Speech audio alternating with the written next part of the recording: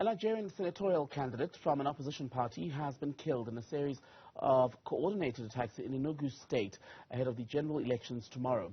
Now, this has raised the question of security ahead of voting day. For more on this, we can speak to Teniola Tayo from the ISS in Nigeria. Very good evening to you, Teniola. Grateful for your time. The killing of this candidate senator, what does that tell us about the level of security in Nigeria ahead of elections tomorrow? Things are very dicey, and it's not the first killing that has happened, even in the days and the weeks and the months before the elections. A number of politically exposed persons have been killed. I remember that there was a woman that's part of the campaign of the Labour Party's candidate that was also killed not too long ago.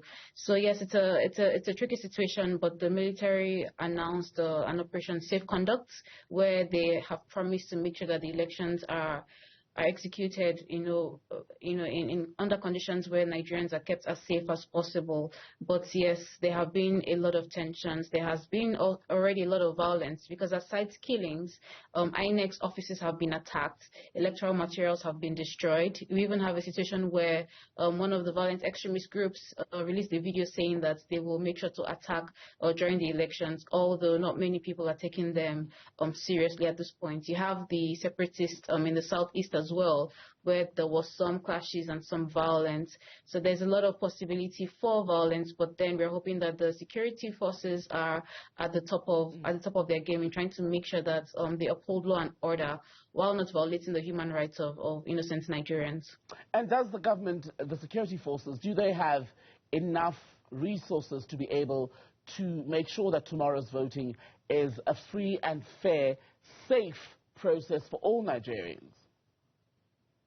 One thing that has been made clear is that the current president, or the outgoing president Buhari, takes these elections very seriously. So he has said time and again that it's his goal and his dream, his aspiration to make sure that these elections are free and fair.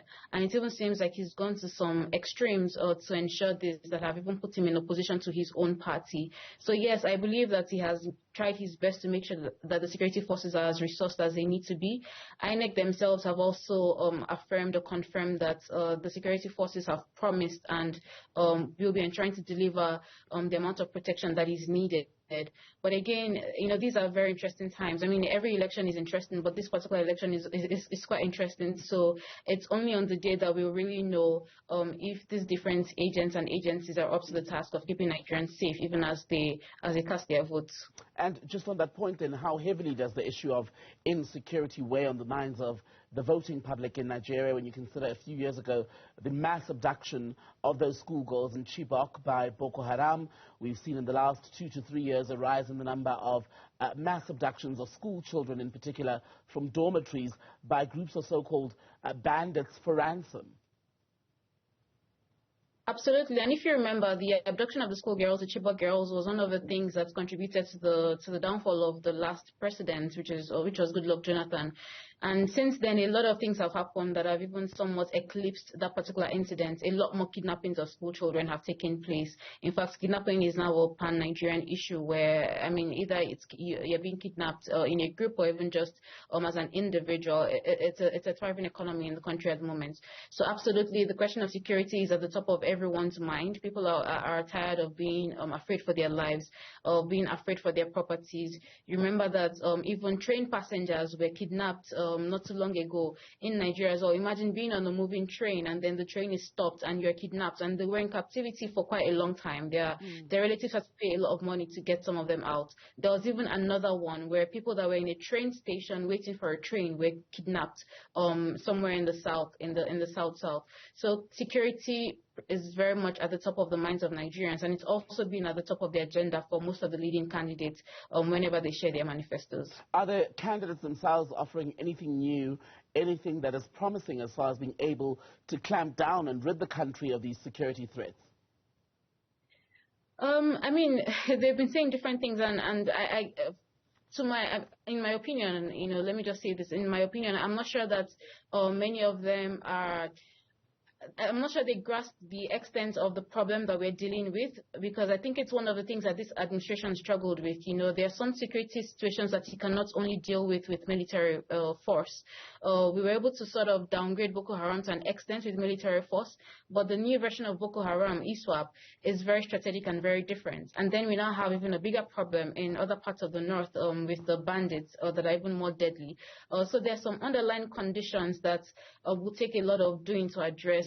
Things like the very high unemployment, the very high illiteracy rates in some parts of the country. Just the fact that for many people in some parts of the country, the choice that they have between, say, going into violence or going into productive work is very difficult, because there's not much productive work that is available for them. So I'm not convinced that they understand the gravity of the situation.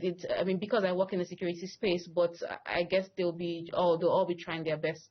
So, Teniola, would it be unfair to say or suggest that, in fact, fears around violence and insecurity and the work of these criminal gangs that are abducting people en masse could, in fact, tomorrow dissuade some people or discourage people from going out to vote because you don't know when you might come under attack? Well, I think it really depends, because interestingly, for the past couple of weeks and months, we've seen fewer reports of some of those attacks that we've gotten very used to. So fewer reports of the attacks of bandits and things like that, even of Boko Haram attacks, even though they have promised to attack. Nobody knows if they're going to do so.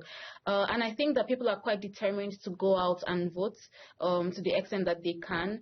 And yeah, I think that the bigger concern is the way social media may be used, because one thing that happens almost every electoral cycle is that videos are being shared on social media that may not necessarily present the current situation. So it could be an old video of people getting attacked, and then it can discourage others that are not yet at their polling or units from going. So I'm hoping that fake news is not used to discourage people or to suppress votes.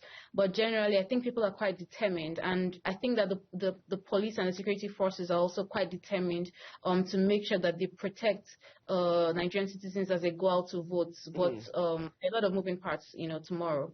Teniola Tayo with the ISS in Nigeria. Good to speak to you. Thank you so much for your time tonight.